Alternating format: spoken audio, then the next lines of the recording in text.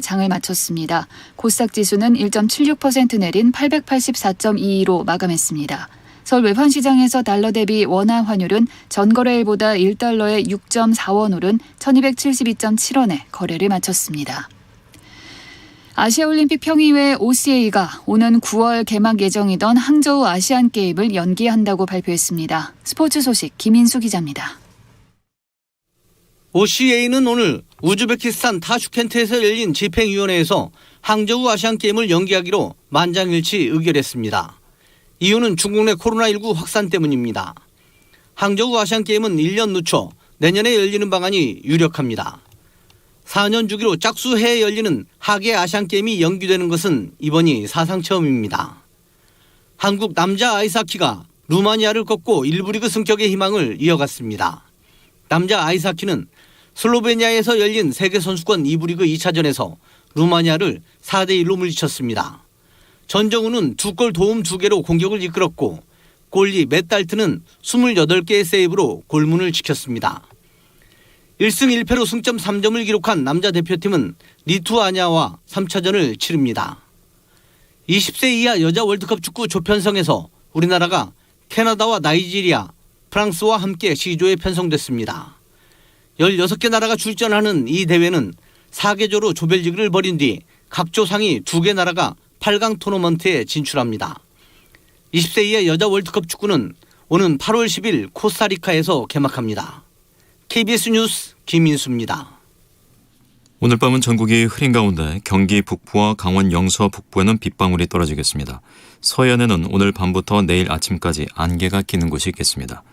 주말인 내일은 새벽부터 오전까지 수도권과 강원 영서에 비가 조금 오겠습니다. 강원 영동과 경북 동해안, 제주에는 오후까지 가끔 비가 내리겠습니다. KBS 1라디오 저녁 종합 뉴스를 마칩니다. 지금까지 아나운서 이각경, 배창복이었습니다.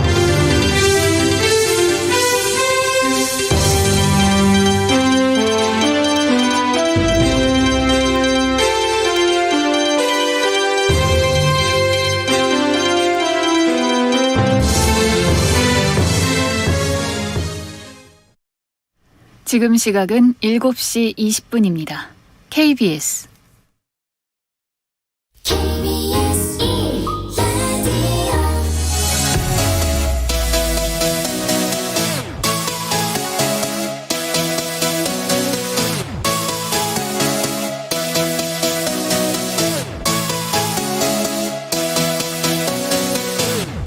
KBS 열린 토론.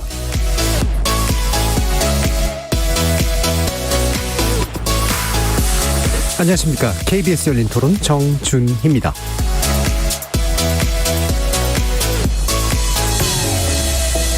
KBS 열린 토론, 오늘은 좋은 언론, 나쁜 언론, 이상한 언론으로 여러분을 만납니다. 새 정부 내각 후보자에 대한 인사청문회가 중반을 넘어가고 있지만 청문 보고서가 채택된 후보자는 아직 단 4명에 불과합니다. 동의 가능한 내각 구성의 전반적 상에 대해서도, 그리고 용납하기 어려운 인선에 대한 구체적 의견 측면에서도 여야 사이의 거리가 좀처럼 좁혀지지 않기 때문인데요.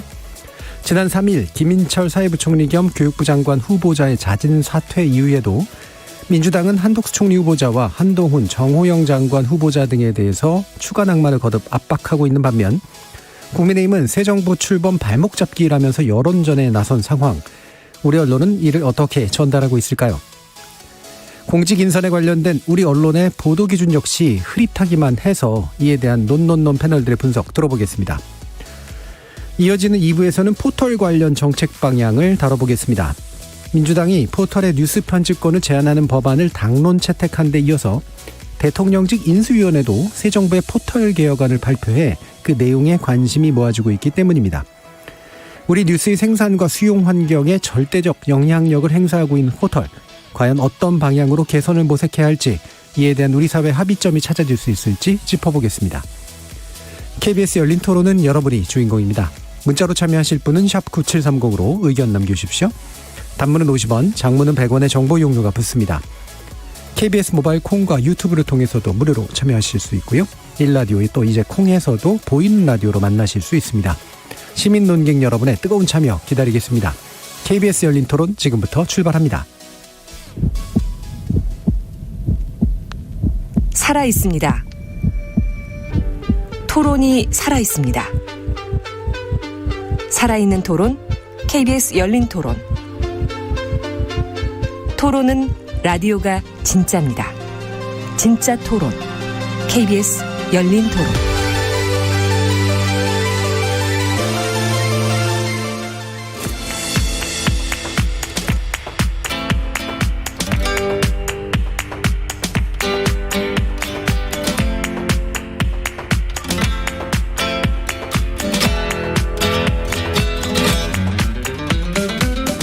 좋은 언론, 나쁜 언론, 이상한 언론?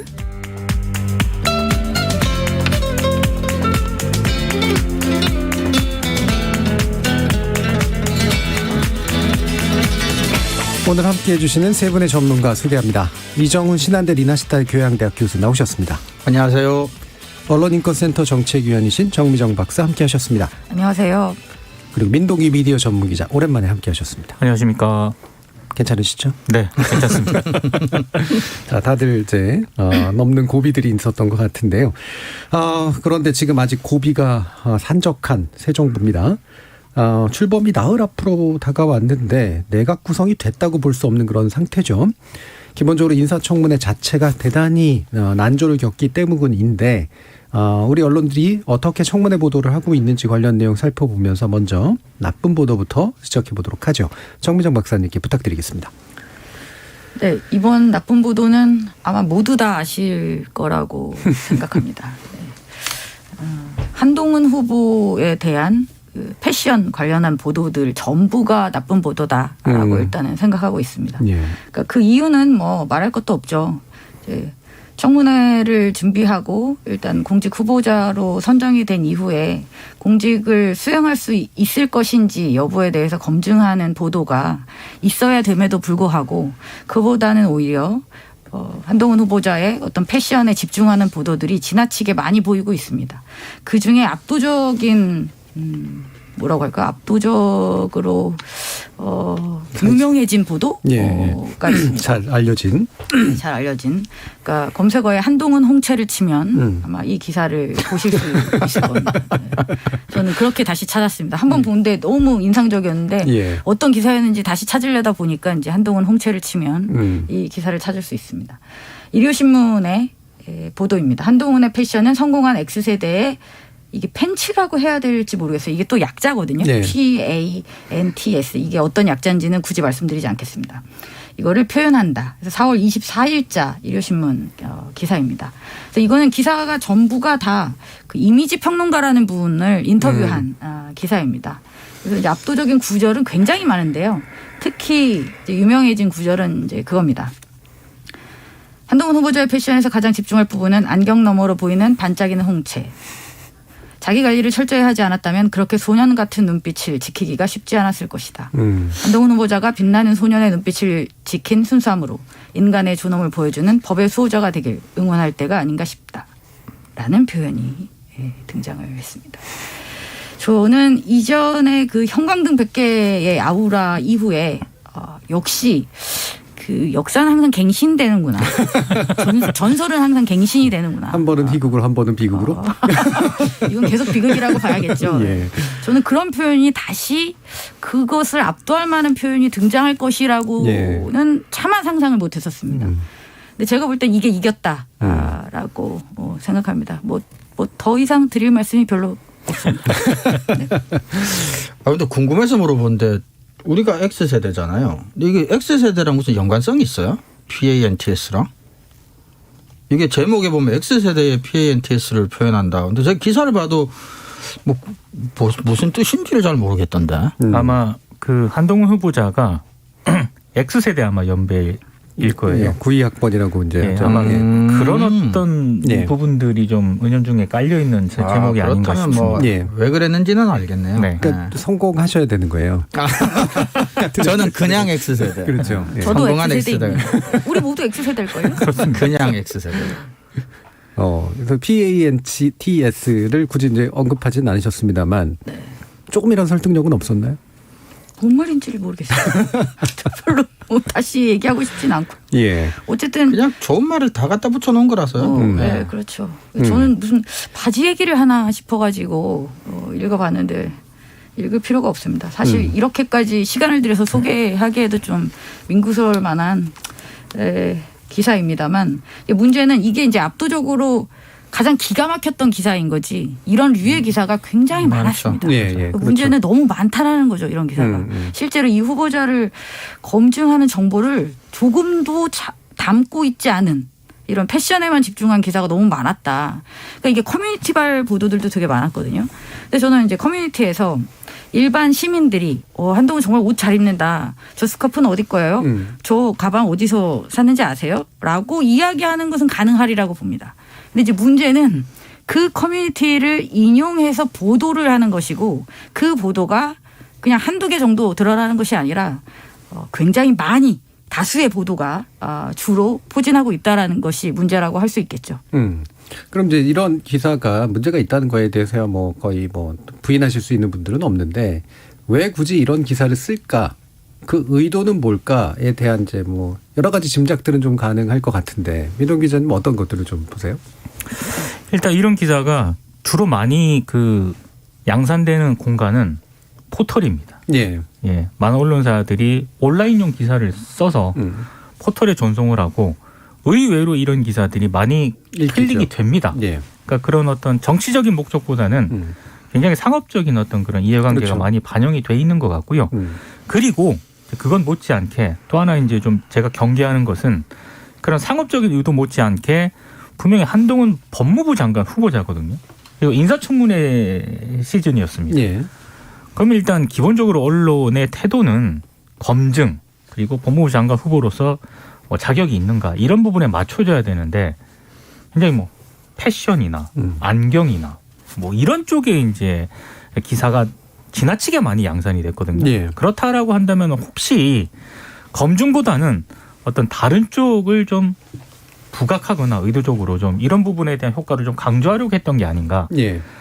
좀 의심을 하고 있고요. 제가 약간 좀 의외로 놀랐던 것은 한동훈 법무부 장관 후보자와 관련해서는 주로 이제 진짜 온라인에서는 기사가 엄청 생산이 됐거든요.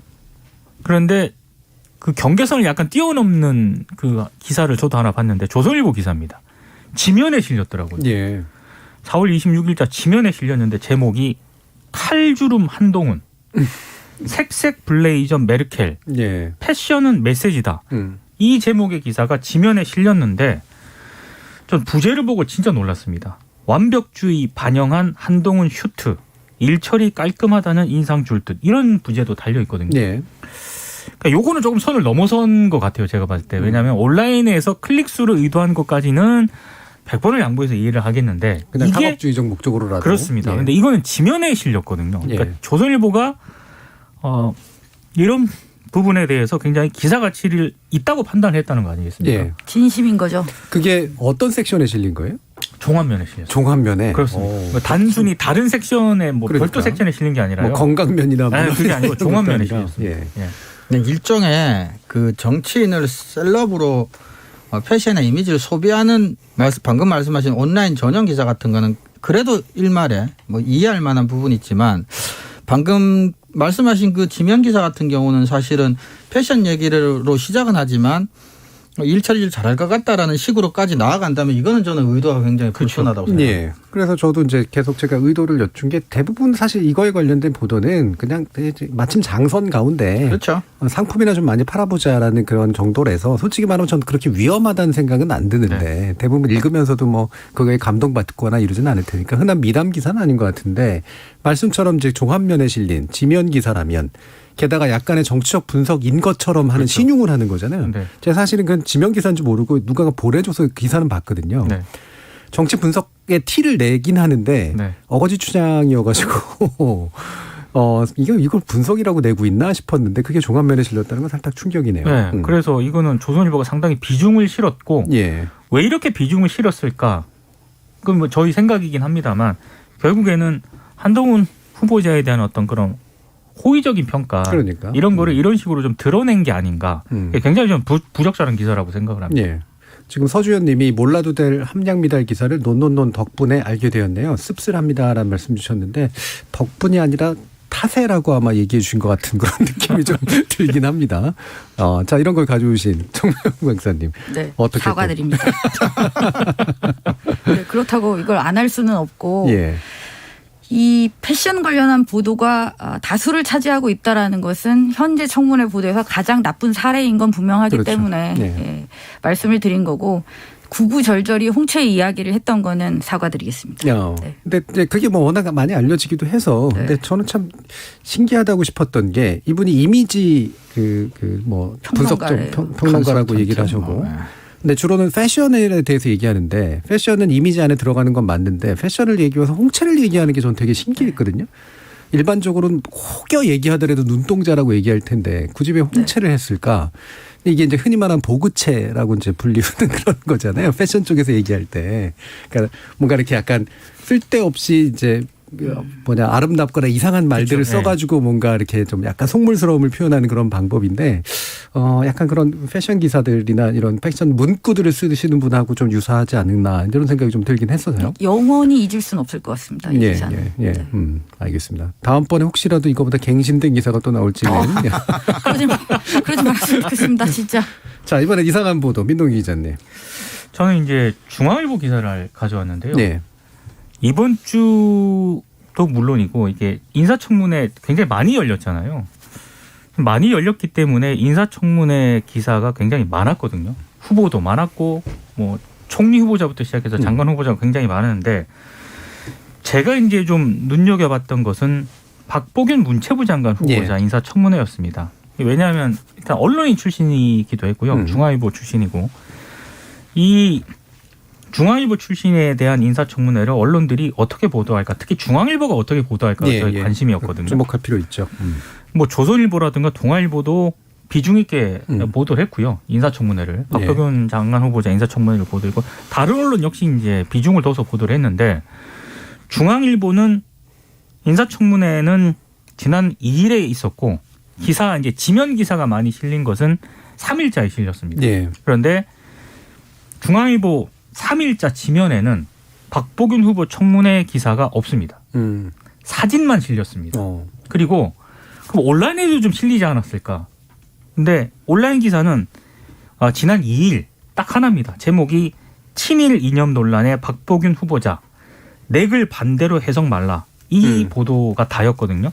그러니까 청문회 때 굉장히 많은 게 쟁점이 됐습니다. 박보균 후보자 같은 경우에는 뭐 자료 제출을 제대로 하지 않았다라고 해서 청문회 시작 전부터 굉장히 신경전을 벌였고요.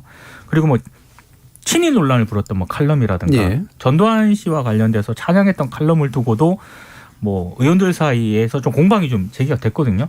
충분히 저는 이건 다룰 만한 기사라고 생각을 하는데 아예 지면에 다루지 않았다라고 하는 것은 예상은 하긴 했습니다만 굉장히 이상한 보도였고 그러면 다른 그때 있었던 뭐 총리 후보자라든가 다른 어떤 장관 후보자에 대한 기사는 굉장히 또 비중 있게 배치를 했어요.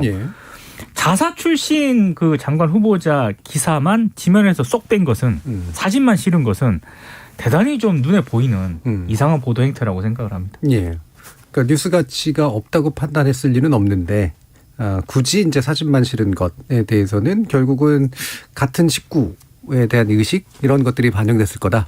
그렇게 볼 수밖에 없는 거죠. 네. 심지어 뭐 조중동이라는 흔히 말하는 보수지 같은 경우에는 이런 부분에 있어서는 약간 이해관계가 비슷한데 조선 동아일보도 심지어 적지 않은 비중을 실어서 보도를 했거든요. 너무 눈에 보이는 어떤 편집 행태라고 봅니다. 어떻게 생각하세요? 근데 뭐 다른 해석의 여지가 있으면 모르겠는데 뭐 왜 안 실었는지에 대한 물증이 없다 하더라도 다른 가능한 해석이 없잖아요. 제 식구 감사기 말고는. 그것 말고는 다르게 생각될 만한 게 전혀 없는 것 같아요. 그렇죠. 이게 그러면 궁금한 게 사실은 언론사 출신들이 꽤 많았는데 이번에도 꽤 있고 물론 이제 주로 수석 쪽으로 이제 들어가긴 했습니다만 예전 정부 때도 그렇고 거기에 대해서 개별 언론사가 어떻게 보도를 했을까를 또 궁금해지긴 하네요. 실제로 이제 이런 제 식구 감사기 패턴이 대부분의 언론사들에 대해서 나타나고 있었나 그렇지 않았나라고 하는 게 어떻게 보세요? 저는 이 한 번 보도한 이 기사 구절구절이 정말 또 주옥 같은 것 같습니다. 네. 그러니까 굳이 제목에서도 그 얘기를 하잖아요. 렉을 반대로 해석 말라. 이게 그러니까 결국은 제목에서 이 기사가 하고자 하는 말을 다 담고 있다고 봐요. 그러니까 후보자의 말을 인용함으로써 내글을 반대로 해석하지 말아라라는 것은 친일과 이념 논란에 있어서 이 후보자는 너희는 내글을 반대로 오해하고 있어라는 말을 지금 이 기사가 해명을 해주고 있는 것이고 결국 이 기사의 내용은 다 그런 식으로 돼 있어요. 너희가 다 오해를 한 거고 결국 마지막에 앞으로는 오해하지 않도록 길게 쓰겠다라고 이제 답변한 걸로 이제 마무리를 짓고 있잖아요. 저는 이제 기사를 아예 보도하지 않았던 것으로 의지를 드러냈다라는 부분에 일단 동의를 하고요.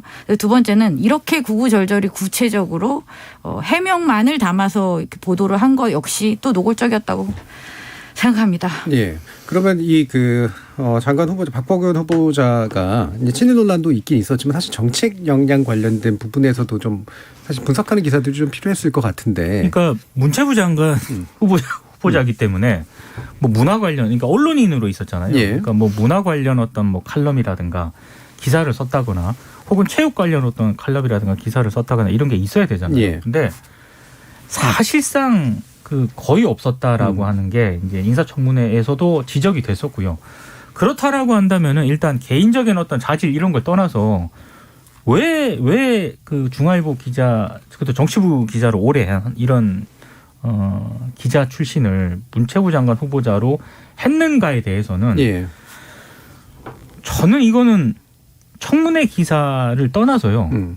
언론이라면은 이건 한번 짚어봐야 될 문제라고 그렇죠. 생각을 하거든요. 예. 어디 언론사를 떠나서 뭐 기본적으로 뭐 청와대 대변인으로 발탁한다든가 네. 이런 부분에 있어서도 바로 직행을 한다면 그게 그 자체로 문제가 될 수 있지만 이 같은 경우는 문체부 장관이라고 하는 자리가 기본적으로 언론을 기본적으로 핸들링하는 그런 주무부처고요. 네, 그렇죠. 그리고 한국언론진흥재단이 또 산하에 있지 않습니까? 네. 그러니까 당연히 굉장히 중요할 수밖에 없는데 그런 부분에 대해서는 언론인 생활을 하면서 거의 뭐 취재라든가 이런 걸 안 해봤다는 게 인사청문회에서도 지적이 됐었거든요. 예.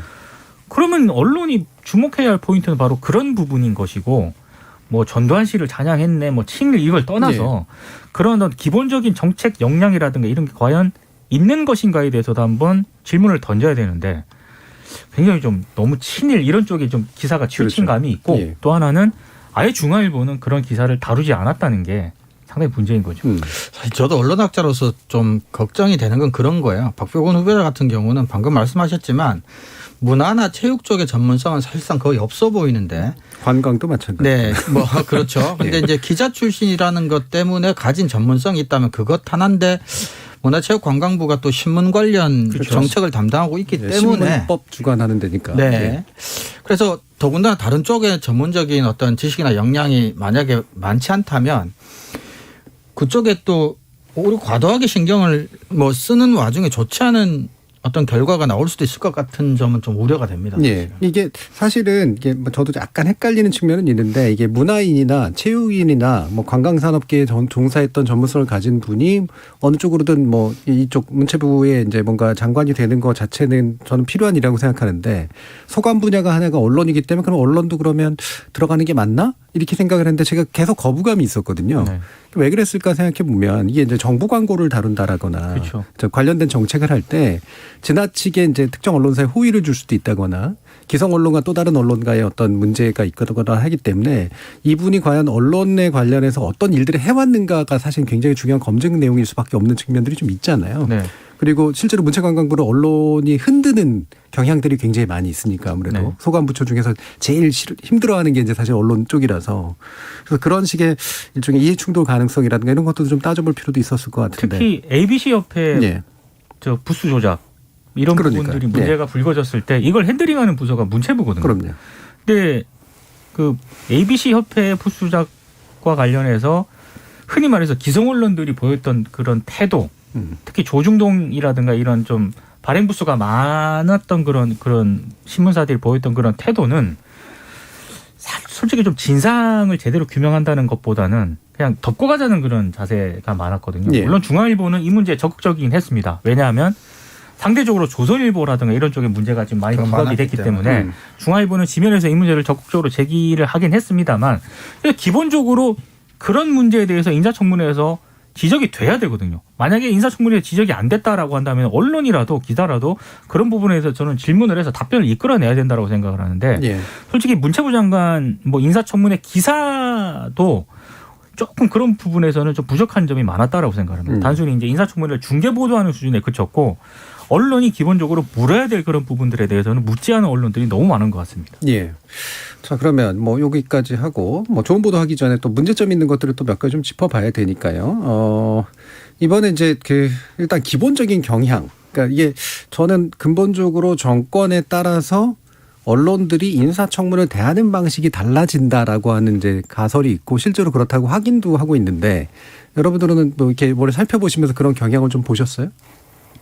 그런 경향이 없다고 볼 수는 없을 것 같아요. 근데 그건 이제 언론만의 문제라기보다는 아무래도 정권의 성격에 따라 일종의 소스를 이제 제공하는 또는 제보를 하는 쪽하고도 문제가 좀 관련이 돼 있기 네, 때문에 그 부분은 굉장히 많이 또 지적하시더라고요. 네, 아무래도 뭐 예를 들어 보수적인 정부가 집권을 하면 그쪽에 대해서 부정적인 생각을 가진 사람이 진보 언론 쪽에 아무래도 제보를 많이 하게 되니까 좀 그런 측면도 우리가 고려는 해야 되지 않나 싶습니다. 그렇지만 어쨌거나 드러나는 보도의 양이나 이런 걸로 봐서는 전혀 무관하다고 보기에는 어느 정도의 좀 연관성은 좀 있어 보이긴 합니다. 예.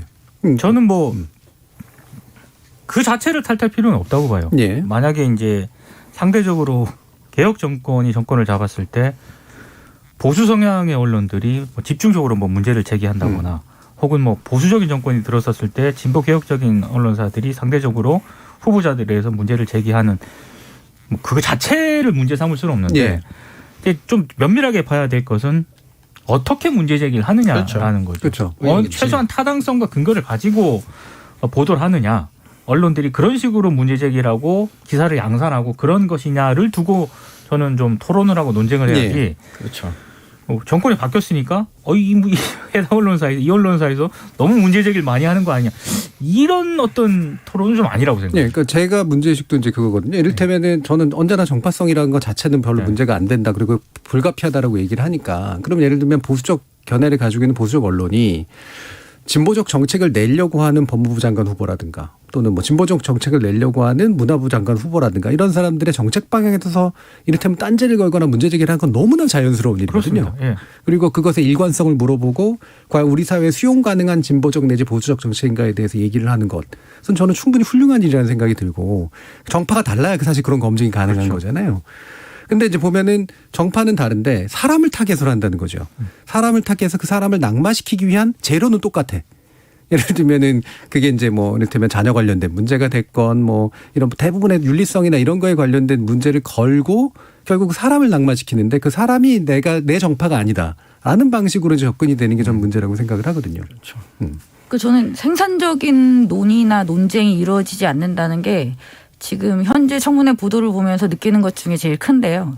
그러니까 지금 정 교수님도 말씀하셨지만 그 자녀 문제나 뭐 가족의 어떤 그 도덕성을 따질 수 있는 어떤 문제, 뭐 부동산 문제라든지 뭐 이런 것들을 검증하지 말아야 된다는 건 아닙니다. 근데 지나치게 방향이 그쪽으로만 틀어져 있다 보니까 실제로 이 사람이 이 공직을 수행하는 데 있어서 관련이 있었던 이전의 어떤 그렇죠. 그 경험들에 대한 평가, 그다음 이후의 계획에 대한 어떤 질의 이런 것들이 거의 너무 많이 빠져 있고 비중 역시 너무 적어요.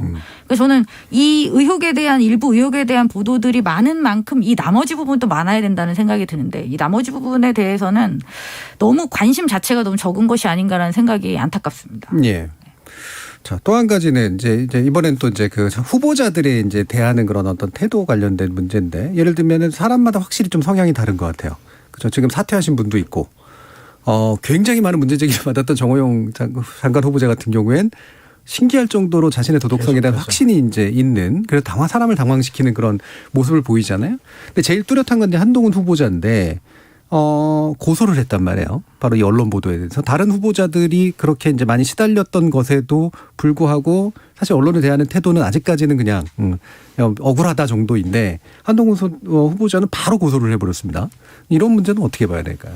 근데 공인이 더군다나 검증을 받는 인사청문 국면에서 언론으로 하여금 나 건드리지 말라라는 식으로 해석될 만한 행위를 하는 거는 저는 공직자의 태도나 자세로서는 바람직하지 않다고 생각합니다. 예. 게다가 법무부 장관 후보자인데 그것이 언론들에게 미칠 위축 효과는 다른 또 장관 후보자랑도 또 다를 거라고 저는 생각하고 있고요. 저는 적절하지 못하다고 생각합니다. 평상시 때도 사실은 우리가 뭐 공인은 뭐 명예훼손의 대상이 되네 안 되네 이런 얘기를 할 때도 우리가 흔히 하는 얘기들이 공인은 공적인 일과 관련해서는 완전히 세상에 오픈된 존재라는 걸 스스로가 인정을 해야 된다는 얘기인데 더군다나 이거는 인사청문 국면에서 이런 식으로까지 하는 것은 저는 부적절하다. 그리고 언론에게 상당한 정도의 위축 효과가 있을 것이다. 뭐 이렇게 생각을 합니다. 그러니까 이게 고소된 게 이제 한겨레 건에서 이제 고소를 한 거잖아요. 그래서 기부를 이제 그 딸의 이제 명의로 이제 받았다라고 네. 부재가 붙었는데 그게 실제와는 다르다라고 해서 바로 이제 명예훼손 이제 고소를 한 건데 서초경찰서에 고소했다고 나오죠. 한겨레는 그 부분에 대해서는 이게 오해되게 이제 쓰여졌다라고 이제 바로 인정을 한 상태잖아요. 인정하고 바로 잡았을 겁니다. 제가 알기로는. 그 부재를 넣었는데 그 부재를 이제 뺐고 삭제를 한 거죠. 그리고 바로 잡았습니다를 통해서도 얘기를 하지 않았습니까? 네. 근데 이제 인정을 했죠. 예. 그 부재를 처음에 단 이유에 대해서 미디어오늘이 이제 한겨레 담당 데스크한테 물었는데 그 한동훈 후보자 딸이 그 매체와 인터뷰를 하면서 본인이 기부를 한 것이다라고 이렇게 했기 때문에 실제 한동훈 후보자 측에서 기업의 이름으로 기부를 한 것이다라고 했다 하더라도 본인 그런 기사를 통해서 얘기를 한 부분을 고려했을 때 광의였던 그램으로 충분히 판단을 할 수 있었다. 그래서 이제 부재에 그렇게 넣은 것이다라고 얘기는 했습니다만 어찌됐든 사실관계 정보로 따져봤을 때는 이제 딸의 이름으로 기부를 한 게 아니지 않습니까? 그래서 이제 나중에 부재를 뺀 것이다라고 설명을 했고 그리고 한동훈 후보자가 나중에 한겨레 보도에 반박한 게 그 한겨레 기사에 반영이 돼 있거든요. 이제 그런 부분까지 좀 감안해서 봐달라라는 게 한겨레의 입장이었습니다. 그리고 사실 이제 보도한 내용들을 보면 이제 그런 이제 표현의 문제는 분명히 있지만 실제로 의혹 제기를 할 만한 건들이었고. 그렇죠.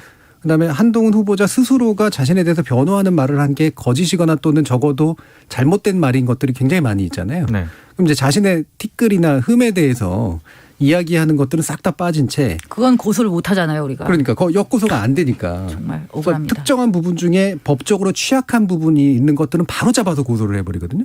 위축 효과를 놓인 그런 행동이란 말이죠. 그렇죠. 실제로 저는 이거는 이제 한동훈 후보자가 앞으로 대언론 관계를 어떻게 가져가겠다라고 하는 굉장히 상징적인 의미가 있다고 보고요. 이거야말로 확실한 메시지죠. 그렇죠. 그러니까 언론들은 아마 굉장히 좀 뭐라고 그럴까 부담감 이런 걸 많이 가질 거예요. 다른 후보자 아니고 법무부 장관 후보자입니다. 그리고 저는 솔직히 그 한겨레 그 기사와 관련해서 저도 이제 데스크를 하지 않았습니까? 보통 통상적으로 의혹 제기를 할 때 당사자 반론을 실어주는 그 분량이라는 게 있거든요. 근데 그 분량이라고 하는 게 통상적으로 전체 기사에서 차지하는 최소한의 해명과 반론 퍼센테이지가 있습니다. 이건 뭐 답이 있는 건 아니지만 전체적으로 한 반론을 정할 때는 한 10에서 15% 정도 이제 반론을 받거든요. 근데 그 기사를 자세히 보시면은요. 반론 많이 받았죠. 한동훈 후보자 측의 반론을 꽤 많이 실어줬어요. 엄청 많이 실어줬습니다. 그 자체도 굉장히 이례적이었던 것 같고 그리고 한겨레도 그런 부분을 상당히 의식을 했던 것 같아요. 그렇죠. 근데 그럼에도 불구하고 이게 지금 법정까지 가게 되지 않았습니까? 법정은 아니고 이제 소송까지 가게 됐는데 이건 좀 아닌 것 같아요. 제가 봐도. 그러니까 이게 분명히 상대가 누구다라고 하는 건 상당히 신경 쓰는 흔적들이 나오거든요. 이게 이제 한동훈 후보자가 가지고 있는 이제 법적 전문성에 관련된 문제라든가 성향이라든가 또 과거에 이제 조국 전 장관 때 있었던 거의 반대 상황에서의 문제들, 그 당시 한겨레가 또 겪었던 또 일들이 여러 가지가 있잖아요. 그래서 상당 부분 뭔가를 좀 점검해서 나갔는데 그 부분에서 생긴 일부의 이제 어떤 문제들은 충분히 뭐 인정돼야 될 필요가 있지만 사실 이게 이렇게까지 이제 그 대응할 문제였나라는 생각이 좀 들고 이 부분에 있어서 이제 그 언론인 단체에서는 아직은 얘기가 없는 것 같아요. 저는 그게 가장 이상해요. 그렇죠. 기자협회, 언론노조 등등 이거는 명백하게 한겨레의 만의 문제라고 볼 수는 없고 이후에 어떤 식의 한동훈 후보자에 대한 어떤 식의 의혹 제기가 자유롭게 이루어질 수 있겠습니까? 이러한 상황이 벌어지게 된다면 이후에 나타나게 될 위축 효과는 굉장히 노골적이고 굉장히 즉각적일 거라고 저는 생각하거든요. 그럼 저는 기자들이 여기에 대해서 아무런 의견을 밝히지 않는다는 게 가장 이상합니다. 근데 그거는 이상하고 잘못된 행동이지만 한편으로는 굉장히 일관된 행동이에요. 우리나라 언론인들이 권력에 대해서 대하는 태도 같은 경우를 봐서는 저는 비교적 일관되다. 그래서 좋다는 뜻은 전혀 아닙니다만 당연히 아무 말도 못할 거라고 생각을 했습니다. 그동안 네. 그래왔고요. 지금 2015 JS님께서 악의적 오보 명예훼손이라면 언론도 책임을 져야 된다라고 말씀을 주셨는데 뭐 저희는 100% 동의합니다. 예, 악의적 오보라는 게 되게 중요하죠. 그냥 오보가 아니라 악의적 오보에 대해서 명예훼손 건은 물론 되도록이면 소송으로 안 가는 게 옳지만 가게 된다면 당연히 책임을 져야 된다라고 그렇죠. 생각을 하고 당연하죠. 그렇기 때문에 지금 판단해야 될 건 악의성에 대한 판단들이고 이건 언론 중재를 통해서 충분히 해결이 가능한데 그렇죠. 바로 소송을 해버렸다는 건 이건 법을 알고 법을 다루던 사람이기 때문에 사실은 가능한 거거든요. 그리고 이런 식의 고소의 효과는 또 다른 방식으로 날 수 있는데요. 사실 딸의 이름으로 기부했다는 것이 사실이 아니라는 거잖아요. 그런데 이런 식으로 고소를 하게 되면 이 모든 것이 아닌 것과 같은 효과를 또 기대할 수도 있다고 그렇죠. 봅니다. 네, 그걸 기대를 하는 거죠. 상당 부분. 그렇죠. 자, 그럼 이제 좋은 보도 문제를 짚어보죠. 이정훈 교수님. 네, 제가 가지고 온 좋은 보도는 엄밀히 따지면 인사청문회와 직접 관련된 보도는 아닐 수도 있습니다. 근데 우리가 쭉 되돌아보면 장상 국무총리 후보자로부터 지금 생각해 보면 그때 인사청문회는 정말 문제라고 낙마됐던 사유들 지금 보면 정말 아무것도 아닌 사유들 예. 있잖아요. 근데 그만큼 점점 이제 강화되는 추세, 검증도 강화되고 보도도 강화되고 그러다 보니까 서로가 서로한테 이제 더 그러니까 맷집도 세고 더 세게 때리고 또 맷집도 세고 이런 지금 악순환 아닌 악순환 이런 느낌도 좀 부분적으로 들어요. 그래서 이제 고위공직자 업무 관련 능력과 자질 이외의 도덕성까지 평가하는 게 이제는 어쩔 수 없는 만약에 대세거나 추세라고 한다면 검증 보도를 통해 제기되는 문제의 사회구조적 원인을 해결하지 않고 넘어간다면 계속해서 그런 후보들이 또 5년 후에 또는 몇 년 후에 나타날 때 그럼 더 강해지고 더 악화되고 그래서 저는 그런 관점에서 좀 인사청문회를 통해서 드러나는 어떤 문제들의 좀 사회적인 원인, 구조적인 원인 이런 것들을 좀 짚어보거나 계속해서 이렇게 심층 보도 시리즈로 하는 그런 보도를 좀 가지고 와봤습니다. 예. 제가 특별히 사실 주목했던 거는 그 셜록이라고 하는 사실은 좀 인터넷에서 이제 그 탐사 보도를 전문으로 하는 그런 매체인데요. 여기서 이제 윤하와 예지 이야기라고 하는 제목의 시리즈를 2022년 1월 3일부터 4월 26일까지 총 23회에 걸쳐서 보도를 계속해 왔는데 이거는 우리가 흔히 말하는 그 부모 교수를 둔 미성년 자녀들의 부정 논문 문제를 심층 취재한 보도입니다. 그래서 우리나라 교수들 사회 또는 상층부에 이 문제가 얼마나 광범위하게 퍼져 있는지 그리고 그 사람들이 그 문제에 대해서 어떤 정도의 안일한 문제의식을 가지고 있는지 등을 심층적으로 분석한 보도인데 저는 굉장히 흥미롭게 읽어봤습니다. 그래서 언론에서 필요한 즉각적이고 순간적인 검증, 의혹 제기 굉장히 언론의 중요한 의무라고 생각을 합니다. 하지만 한편에서는 그런 의혹을 통해서 또는 인사청문회를 통해서 제기된 한두 가지 문제들이 만약에 한국의 굉장히 심각하고 구조적인 문제에서부터 비롯되는 것이라면 또 한 언론 쪽에서는 또는 언론의 한쪽에서는 그런 문제를 계속해서 심도 깊게 추적하고 문제 제기를 하고 그래서 일부는 또 이제 취소되는 데까지도 이제 이르렀으니까 입학이 그런 노력들이 좀 제 입장에서는 좀 보상을 받았으면 좋겠다라는 생각에서 또 소개해 주는 의미도 조금 있긴 합니다. 예. 셜록이 뭐 굉장히 잘한 기사죠. 사실은 이번 청문회 이전부터도 이제 이 시리즈를 했잖아요. 네. 셜록 대표분하고도 한번 제가 인터뷰한 적이 있었는데 그 기획을 하고 있다라는 얘기를 이제 했었는데 이게 이제 이렇게 결실로 좀 나왔는데 저는 사실 이제 우리나라 이제 청문 방식의 문제점이 대부분이 언론에 제보된 의혹에 의존을 해요. 그렇죠. 그러면 사실 이게 잘못된 제보도 많고 사실 의도를 가진 제보들도 많고 그리고 대부분이 또 이제 상당히 폭발력 있는 주제를 원하니까 복잡한 정책 문제를 다루는 게 아니라 이렇게 뭐 자녀 문제부터 해가지고 온갖 도덕성 문제를 먼저 다룹니다. 그러면 그게 이제 청문회 장으로 끌려져요. 청문회에서 의원들이 기껏해야 한다는 게 언론들이 제기한 의혹 가지고 검증을 하고 있어요. 그러면 이제 사실은 청문회는 의원들 수준에서 더 깊은 자료 검증을 해야 되는데 자료 제출 문제가 있으니까 생기는 거겠죠. 그리고선 이제 더 깊이 검증하고 난 다음에 저는 결론은 정치적으로 나야 된다고 믿거든요. 맞아요. 정적이라는 건 개별의 도덕적 판단이라든가 정책적 판단이 아니라 이게 우리 사회에서 정치적으로 합의 가능한 수준이냐 그렇지 않냐의 문제를 여야가 따져서 결국 누구를 낙마시키고 누구를 이제 용인할 것이냐의 문제로 매번 정책으로 결정이 내려져야 된다고 믿는데 우리는 수사가 그걸 결정해 버렸잖아요. 지금까지. 그렇죠. 그리고 수사가 끊임없이 또 새로운 의혹을 제기하는 방식으로 갔고 이게 이제 과거의 문제였는데 지금은 이제 수사 단계는 빠지고 똑같은 문제는 반복되고 있는 거죠. 그렇죠. 어떻게 보세요? 저는 일단 이 셜록 예. 기사는 저는 청취자분들께서도 한 번은 꼭 예. 읽어주셨으면 하는 바람이 있습니다. 이것은 정치 지향이나 청문회라는 것을 떠나서도 우리 사회에 어떤 식으로 이것이 팽배화되어 있는가 구조적으로 그리고 얼마나 이게 일상화되어 있는가 그들만의 세상이 어떻게 굴러가고 있는가에 대한 문제의식을 확실하게 가지는 데 아주 도움이 되는 기사라고 보고요. 물론 읽으면 읽을수록 화가 나고 부하가 치밀기는 맞습니다. 합니다만 그럼에도 불구하고 저는 근래에 발견했던 기사들 중에서는 제일 좋았던 것 같습니다. 예. 네. 그러니까 제가 정치적 결론을 내자는 게 바로 이제 그런 거였거든요. 예를 들면 예전에 조국 전 장관 관련해서 물론 그 수사가 또 오래 걸리고 또 소송 과정 겪고 막 이랬습니다만 수사로 풀 문제가 아니었는데 정치를 해결을 못했으면 나중에라도 해결해야 되잖아요. 그럼 사실은 이건 잭팟이거든요. 그렇죠. 이번에 한덕수 후보자 같은 경우에는 가장 마음이 그래도 놓이잖아요. 딴 문제는 있지만 자녀 문제가 없으니까. 자녀가 없으니까.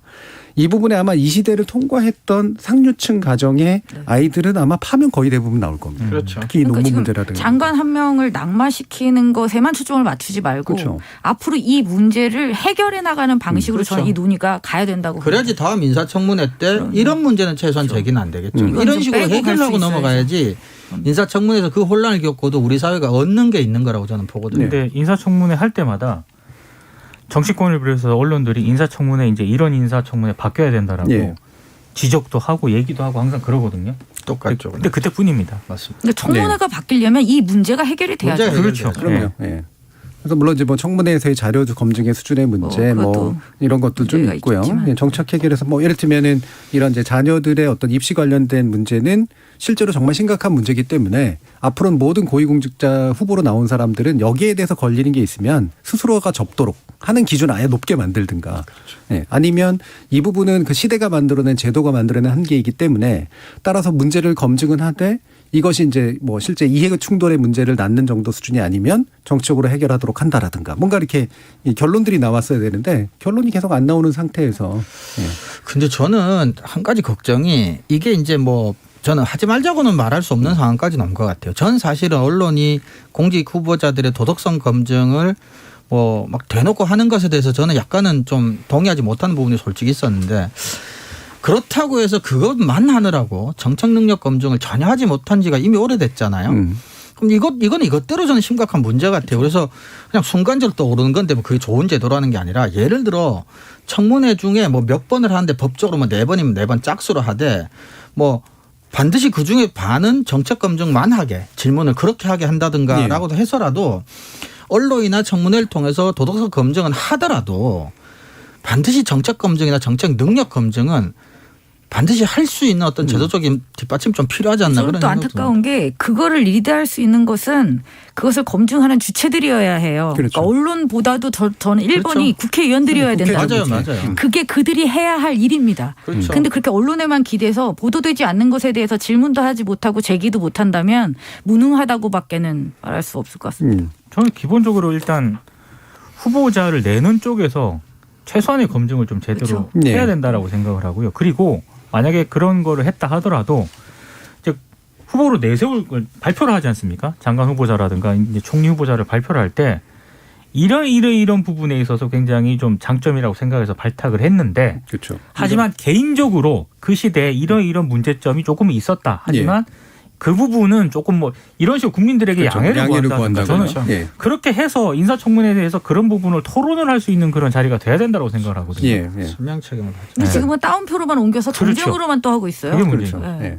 그래서 이제 처음에 이제 아예 그 후보자를 이제 인선해서 낼 때 말씀하신 것처럼 자신들이 기대치를 이제 국민들한테 보여주는 거죠. 저는 한 70점짜리 지금 후보를 낼 수밖에 없었다. 네. 70점인데도 이게 최선으로 한 거니까 인정해 달라라든가. 이를테면 우리는 100점이라고 나는 자신한다. 그러니까 검증해 봐라. 그렇죠. 뭐 이렇게 한다든가. 그렇죠? 네. 이런 것들이 있기 위한 과정들이 되게 필요한데 그 부분이 결정적으로 좀 제도적으로 안 돼 있다라는 점에 대해서는 뭐 정치권도 알 텐데. 그렇죠. 네. 이 부분이 실제로 언론 보도가 한계를 가질 수밖에 없는 그런 어떤 구조적인 요인이 아닐까 이런 생각들을 해봅니다. 자, 1부에서 인사청문회 관련된 보도 내용 살펴봤고요. 이어지는 2부에서 이번에는 포털개혁 관련된 이야기 좀 나눠보도록 하겠습니다. 여러분은 KBS 열린 토론과 함께하고 계십니다. 토론이 세상을 바꿀 수는 없습니다. 하지만 토론 없이 바꿀 수 있는 세상은 어디에도 없습니다.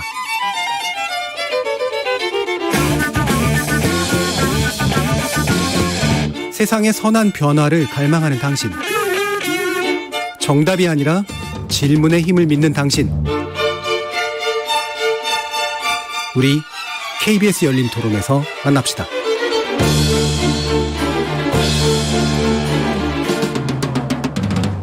KBS 열린 토론, 좋은 언론, 나쁜 언론, 이상한 언론 2부는 언론인권센터 정책위원이신 정미정 박사, 민동기 미디어 전문기자, 신한대 리나시타 교양대학 이정훈 교수와 함께하고 있습니다.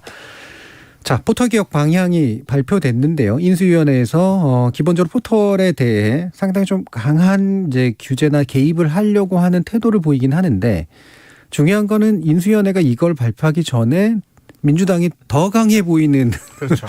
것을 이제 개혁당론으로 이제 지금 채택한 상태라서 이게 강한 경쟁을 할지 아니면 약한 경쟁을 하게 될지 굉장히 궁금해지는 그런 상태입니다. 기본적으로는 이제 포털의 뉴스 검색 알고리즘을 공개하도록 하겠다라고 하는 게 일단 인수위원 쪽의 입장인데요. 이 부분 어떻게 보시는지 간단한 평가 좀 주실까요? 이정훈 교수님부터.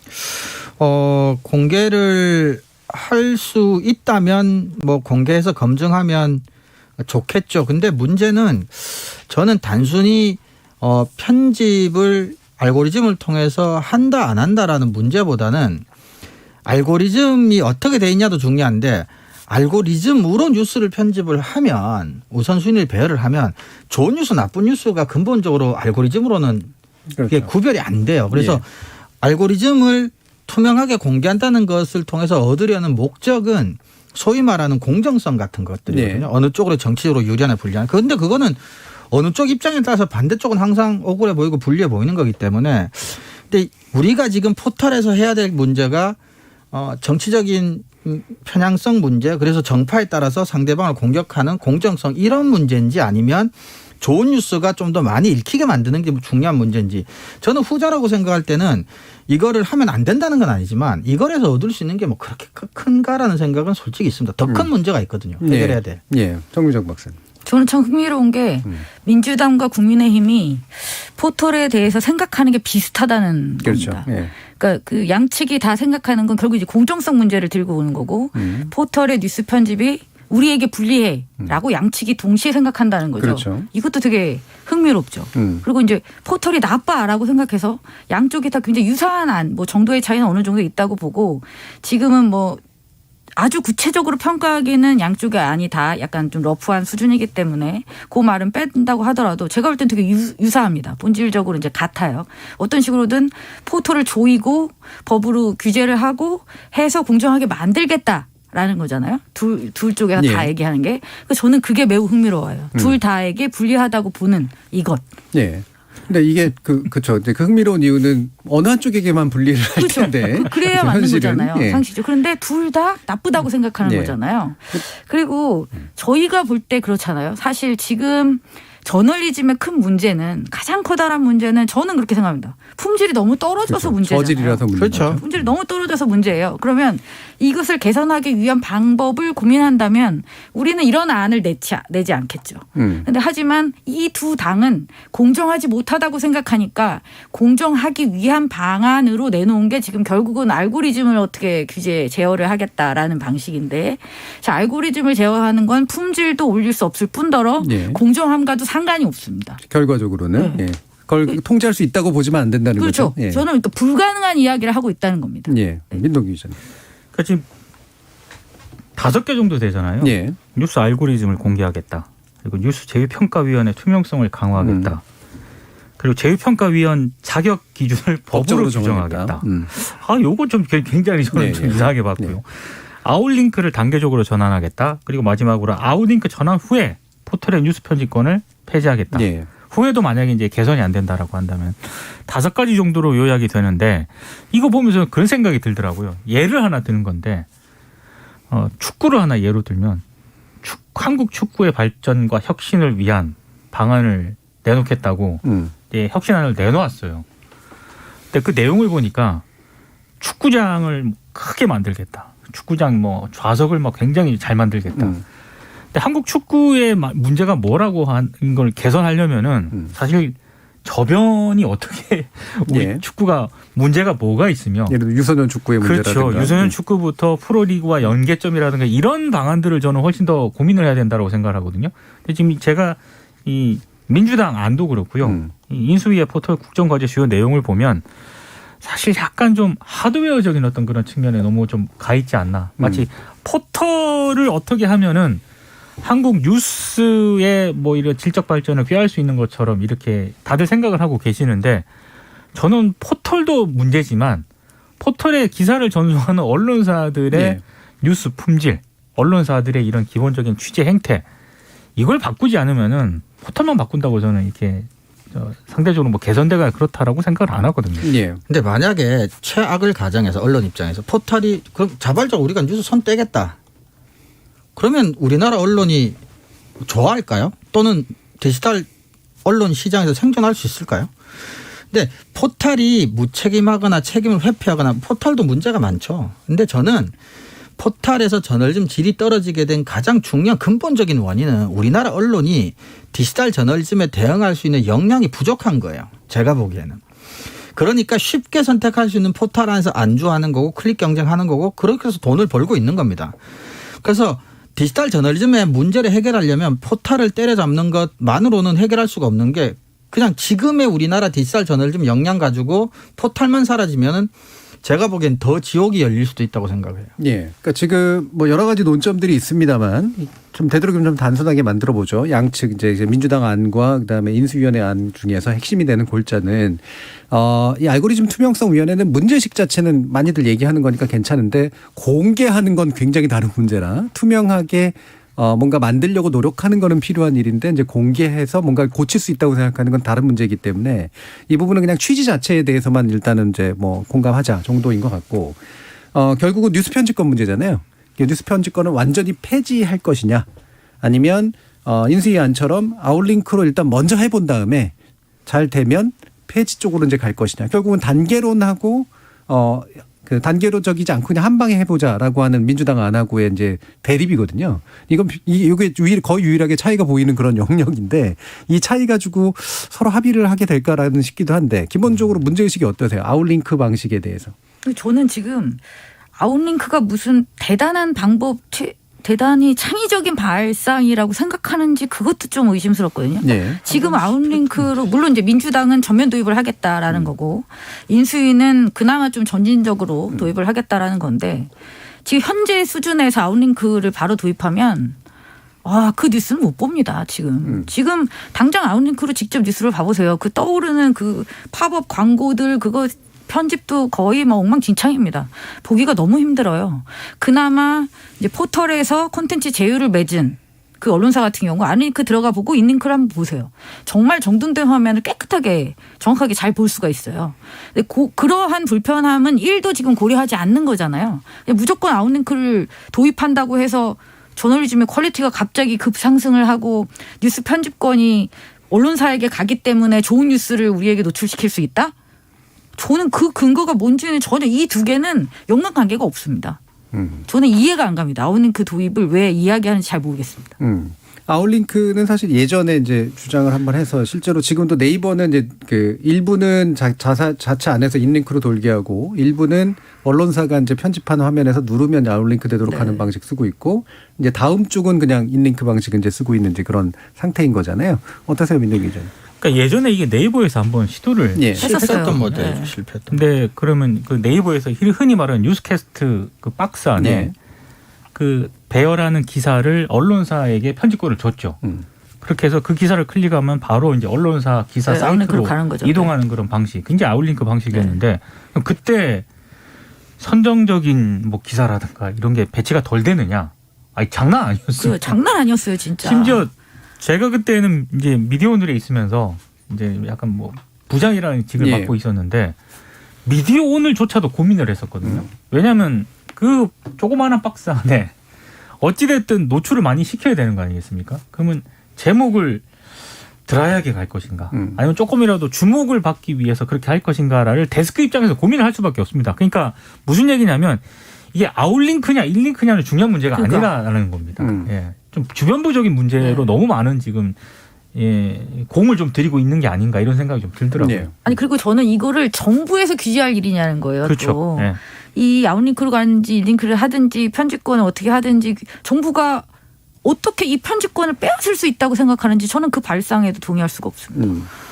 근데 이제 그런 건 있어요. 예전에 이제 민주당이 이제 개혁특위, 미디어 개혁특위 같은 거 하면서 사실은 양대 포털을 만났고 양대 포털에서 필요하다면 아웃링크 방식을 전면 전환하고 뉴스 편집권을 안 쓰도록 하는 방법이 어떻겠냐라고 하는 걸 협의한 과정들이 있었는데 그게 여건만 성숙이 된다면 즉 한꺼번에 빠진다면 그것도 고려할 만하다. 라는 그런 이제 답을 받기도 했단 말이에요. 그래서 이게 이제 만약에 합의 형식으로 이제 가게 되면 사실 이제 뭐 포털 입장에서도 이것 때문에 골치 썩느니 그렇죠. 차라리 제대로 정리해 줬으면 하는 이제 그런 마음도 사실 없진 않죠. 포털 입장에서는 뭐 받을 수 있는 아니라고 이제 봅니다. 사실. 이전 수준을 전제로 하면 이제 아웃링크가 별로 좋지 않다라는 말씀을 드렸던 건데 지금도 강제적이지 않고 만약에 테이블에 다 앉아서 물론 여기 이제 이용자도 들어가야 된다고 봅니다. 다 앉아서 그런 식의 어떤 생산적인 논의 끝에 어떤 방식의 것들이 정해진다면 저는 그 방식의 논의는 구조는 활성화돼야 된다고 봐요. 근데 이제 정부가 이렇게 일방적으로 편집권을 박탈한다. 이제 무조건 아웃링크로 한다. 이렇게 정할 문제는 아니라는 거죠. 그게 누구를 위해서였는지도 잘 모르겠고 그걸 통해서 얻을 수 있는 가치가 무엇인지도 저는 많이 의심스럽다는 겁니다. 그리고 만약에 아웃링크를 저도 해봤잖아요. 아웃링크 제도를 도입을 했을 때 가장 문제가 되는 게 서버 문제입니다. 왜냐하면 그렇죠. 바로 언론사 사이트로 직접 들어오기 그렇죠. 때문에 흔히 말해서 클릭 수가 많은 어떤 기사가 만약에 배치가 돼서 그게 아웃링크 방식으로 이제 해당 사이트에 들어온다라고 한다면은 멀리죠, 이제. 서버를 감당하는 비용이 굉장히 많이 들어가거든요. 그러면 규모가 작은 언론사 같은 경우에는 지금은 거기에 이제 비용을 투자할 필요가 없었는데 얘는 거기에 이제 비용을 투자를 해야 된다라는 거고 또 고민이 있을 수밖에 없죠. 경영진 같은 경우에는. 왜냐하면 일단 기본적으로 클릭이 많이 된다는 걸 전제한 상태에서 서버 용량을 늘려야 되는데 그렇게 또 확답을 못 하거든요. 이게 기사가 많이 들어올지 어떻게 될지 그 판단을 못 하기 때문에 자칫 그게 규모가 큰 언론사 같은 경우에는 살아남을 수가 있지만 규모가 작은 언론사 같은 경우에는 그런 비용 부담 때문에 오히려 더 독자들로부터 멀어지게 되는 효과가 나올 수 있다는 거죠. 부작용 가운데 하나라고 생각합니다. 이번에 언론학회에서 세미나를 했지 않습니까? 그 포털 같은 어떤 이런 디지털 뉴스의 타블로이드화 정도에 대해서 이렇게 세미나 할 때 보니까 1등이 중앙일보고 2등부터 5위까지가 이제 뭐 우리나라 유수의 경제지들인데 근데 아웃링크라고 하는 것들이 우리 계속해서 반복적으로 얘기하지만 포털로부터 무언가를 뺏는 데는 유효한 정책인지 모르지만 저널리즘의 질을 높이는 데는 전혀 아무런 뭐 효과를 발휘할 수가 없어요. 그러니까 예를 들어 중앙일보가 지금 포털에서 하나 아웃링크로 해서 뭐 자기 홈페이지로 들어오나 계속해서 중앙일보가 연성뉴스나 선정적이고 자극적인 뉴스를 제일 많이 만든다는 점 자체를 바꾸게 할 수는 없거든요. 그러니까 문제는 저는 두 가지라고 보는데 하나는 고급지 시장하고 타블로이드 시장이 지금 우리나라 디지털 언론 시장에서는 분리가 전혀 안 돼 있다는 거예요. 그것과 연관된 두 번째 문제는 그래서 좋은 뉴스가 클릭을 잘 못 받는 거라 눈에 잘 띄지를 않는다는 거죠. 그래서 저는 그 시장을 나눌 수 있는 방법 그리고 좋은 뉴스가 더 잘 읽힐 수 있는 방법을 찾는데 좀 더 에너지를 많이 쓸 필요가 있다고 봐요. 뭐 작은 예지만 이걸로 문제를 해결할 수는 없지만 야후 재팬 같은 데서는 그냥 좋아요 댓글이 아니라 나에게 유익했다. 나에게 도움이 많이 됐다라는 표현을 할 수 있게 독자가 그래서 그것이 얼마나 많고 적냐에 따라서 뭐 상위에 편집되게 한다거나 또는 뭐 전제를 좀 더 받게 한다거나 뭐 이런 식으로 연동을 해서 독자들이 실질적으로 많이 도움이 되고 유익하고 좋은 뉴스에게 페이버를 주는 방식으로 이제 특혜 이제 좀 추가적인 점수를 주는 방식으로 뭐 어떻게 개선한다거나 어쨌거나 이게 저널리즘의 질을 높이는 쪽으로 뭔가 정책이 가야 되는데 이거 그냥 포탈 때려잡는 것 말고는 아무런 의미는 없는 것 같아요. 네. 저널리즘을 높이는 질을 높이는 방향이 돼야 된다라고 하는 부분에 대해서는 이제 사실 정치권이 놓치고 있지만 우리가 주목해야 되는 부분인 건 맞는데 아웃링크 논의 약간 옛날 논의긴 합니다만 그래도 그게 됐던 이유는 개별 언론사들이 자신의 타이틀, 그러니까 제호의 아이덴티티를 유지하면서 논조를 유지하면서 편집 방침을 가지고 정보를 편성해서 전달하고 그렇게 해서 또 생기는 예를 들면 광고 수익을 스스로가 가져가도록 함으로써 독자적인 어떤 신문 구조를 이제 이어가도록 하겠다. 그렇죠. 사실 이게 이제 본질적인 목적이잖아요. 그렇죠. 근데 그게 이제 만약에 언론사의 개별 웹사이트가 그런 식으로 뭔가 깔끔하면서도 완결성을 가지는 그런 뉴스 편집을 하고 그다음에 광고 영업도 해야 되죠. 그러니까 자신이 맞는 어떤 구독자들에게 맞는 자신의 걸 잘 보는 사람들에게 광고를 하고 싶은 광고주를 유치하는 방법을 쓰게 된다면 사실은 그거는 이제 질을 높이는 데 분명히 도움을 주는 방식이긴 하단 말이에요. 그렇긴 한데 현실에서 그게 과연 그런 어떤 예상대로 흘러갈 것인가에 대해서는 저는 네이버 뉴스캐스트에서 아웃링크 방식을 도입했을 때 이거는 아닐 수도 있겠다라는 생각이 들었거든요. 그러니까 아웃링크 방식 뭐 포털이 이익을 다 가져간다거나 이런 문제가 아니라 일정 정도 수익을 언론사들에게 돌려주는 방식으로 그때 네이버도 설명을 했었고요. 그렇다라고 해서 좋은 기사가 많이 양산되지는 않았습니다. 그러니까 이거 그 두 개는 약간 분리돼서 좀 바라봐야 할 문제이라는 생각이 좀 들거든요. 네. 근데 우리나라 언론이 지금까지 디지털 전환을 해온 방식을 보면 사실 답이 나온다고 봐요. 그러니까 길고 오랜 싸움이고 돈과 노력이 엄청 많이 든 지루한 싸움인데 왜 포탈의 의존성이 됐겠어요? 그게 쉬운 결정이었거든요. 그러니까 포탈에 의존하게 될 수밖에 없는 상황이 여전한데 즉 역량이 늘지 않는 상태에서 이제 자사 홈페이지에서 모든 문제를 해결할 수밖에 없게 됐을 때 늘 보였던 쉽고 편한 선택은 뭘까요? 자극적이고 선정적인 뉴스를 더 많이 만드는 것일 거라고 짐작이 너무 쉽게 되는 거죠. 그리고 더군다나 전재료로 이제 줄 필요가 없어요. 아웃링크를 하면. 그러면 전재료가 정말 거의 전적인 수입이었던 중소규모의 언론들은 더 자극적이고 더 선정적인 방식으로 갈 수밖에 없습니다. 더군다나. 저는 지금과 같은 이런 상황에서 이것을 개선하기 위해서 노력을 해야 되는 가장 급하고 가장 중요한 주체가 누구라고 생각하세요? 저는 언론이어야 된다고 그렇죠. 생각합니다. 네. 저도 언론이어야 된다고 생각해요. 왜냐하면 본인들의 문제예요. 자기 문제예요. 네, 자기 포털만 문제 욕할 게 본인들이 아니라. 해야 되는데 이렇게 정치권도 포털 탓을 하고 언론사들도 다 포털 탓을 하고 마치 포털을 바꾸면 뭐가 될 것처럼 지금 이야기하고 있어요. 물론 포털의 책임이 굉장히 크고 지금까지 포털이 굉장히 비겁한 방식으로 문제를 회피해왔다는데 저는 동의합니다. 사실이죠. 그건 맞아요. 근데 문제는 그거예요. 포털을 어떻게 한다고 해서 이게 달라지지 않을 거라는 거. 이제 너무 왔어요. 너무 많이 왔다고 우리가. 이걸 개선하려면 포털 그냥 조금 이렇게 압박한다고 될 수 있는 문제가 아니고 그렇게 간단하게 풀릴 수 있는 문제가 아니라는 거죠. 제가 약간 허탈한 건 언론사들도 이제 인수위라든가 민주당이 당론으로 채택한 이런 법안들에 대해서 지금 저희가 얘기한 이런 부분을 얘기를 합니다. 너무 포털 책임론으로 가는 것 같다. 근데 거기서 그치더라고요. 포털 책임론으로 가는 것 같다 해서 그치지 않고 언론사들 자기 문제잖아요.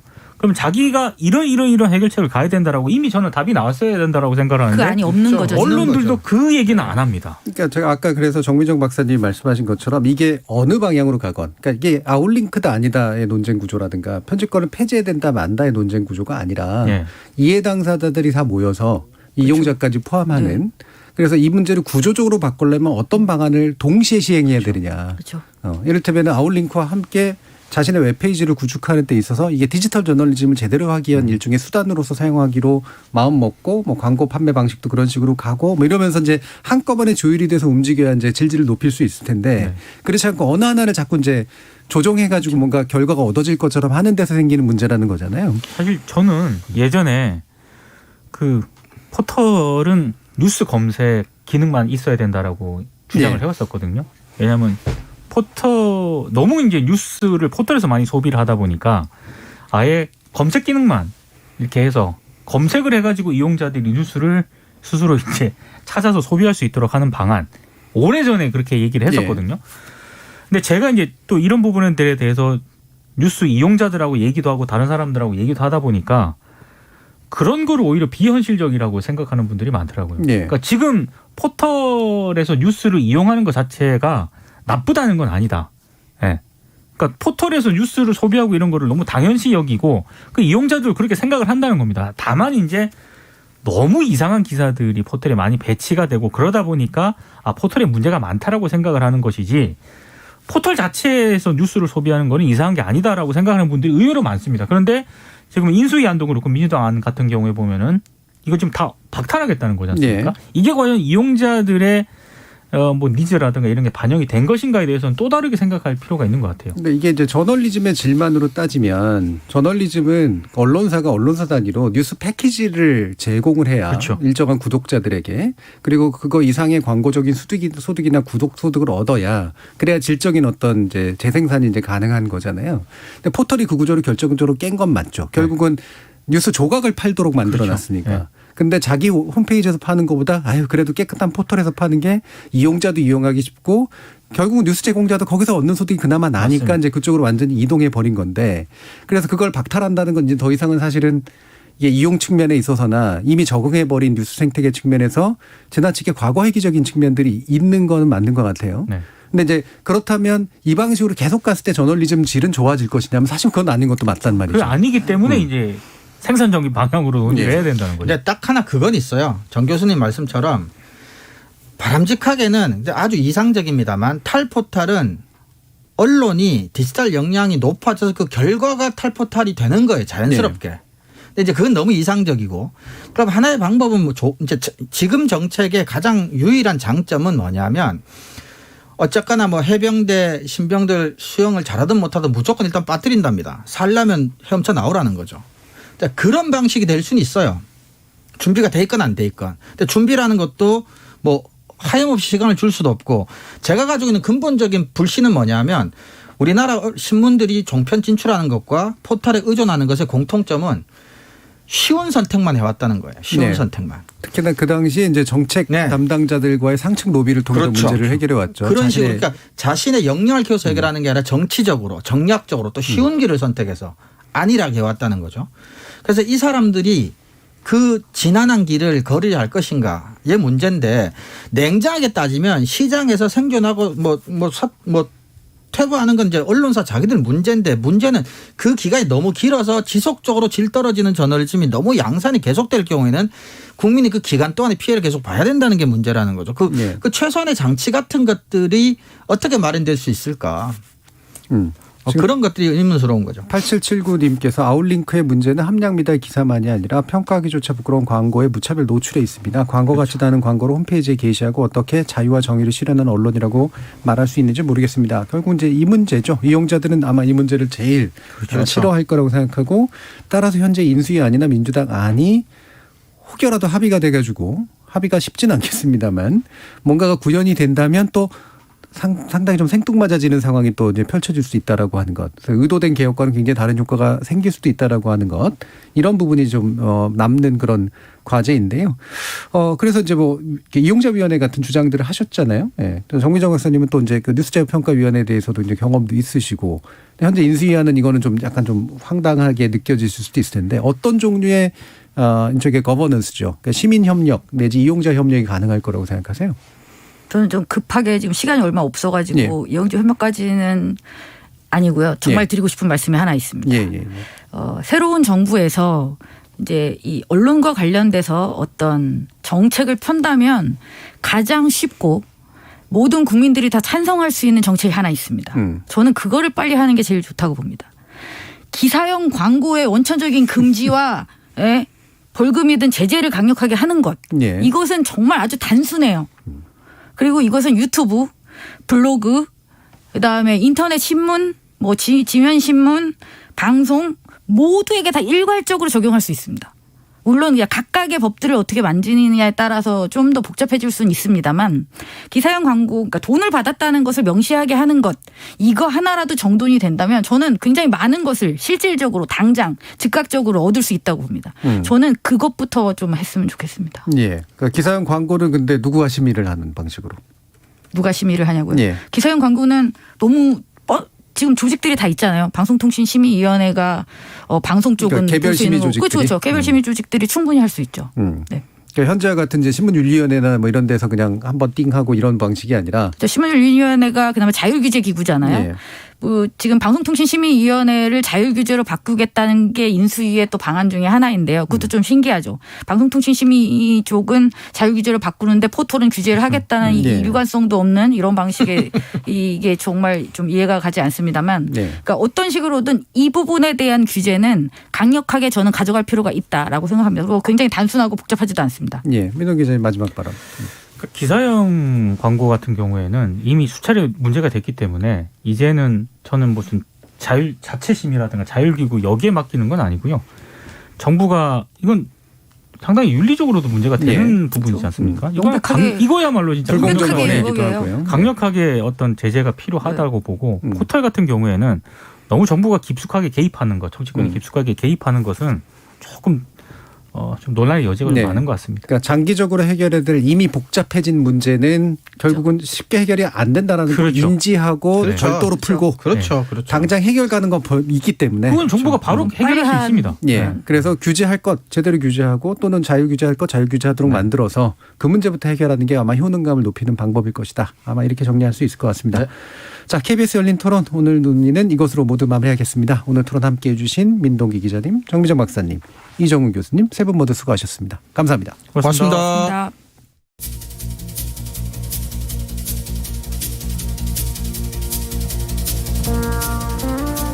인사청문회 시즌을 여러 번 겪고 나면 자신의 정치적 성향에 따라 그 방향이 사뭇 다르기는 하지만 분노, 짜증, 허탈, 회의감 같은 것들을 느끼는 분들 많을 겁니다. 그게 우리 공직사회 전반의 수준 때문일지 아니면 검증의 본질보단 잿밥에만 신경 쓰는 보도의 문제일지 혹은 공격과 수비를 교대로 하는 정치공학에 매몰된 정치의 한계일지 모르겠습니다만 인사청문회를 거치면 거칠수록 우리 사회가 고위공직자에 기대하는 기준이 확립되기보다 외려 점점 더 혼란스러워져 가는 것 같아서 더 걱정입니다. 참여해 주신 시민논객 여러분 감사합니다. 지금까지 KBS 열린 토론 정준이었습니다.